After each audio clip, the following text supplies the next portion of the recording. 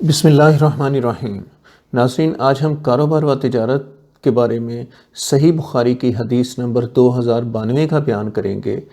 رسول اکرم صلی اللہ علیہ وآلہ وسلم کا پسندیدہ کھانا کدو تھا۔ عبداللہ بن ابی طلحہ نے انس بن مالک رضی اللہ عنہ کو یہ کہتے ہوئے سنا، ایک درزی نے رسول کریم صلی اللہ علیہ وآلہ وسلم کو کھانے پر بلایا۔ انس بن مالک نے کہا کہ میں بھی دعوت میں رسول کریم صلی اللہ علیہ وآلہ وسلم کے ساتھ گیا۔ اس درزی نے روٹی اور شوربہ جس میں کدو اور بنا ہوا گوشت تھا رسول کریم صلی اللہ علیہ وآلہ وسلم کے سامنے پیش کیا۔ میں نے دیکھا کہ رسول کریم صلی اللہ علیہ وآلہ وسلم کدو کے قتلے پیالے میں سے تلاش کر رہے تھے۔ اس دن سے میں بھی مسلسل کدو کو پسند کرتا ہوں۔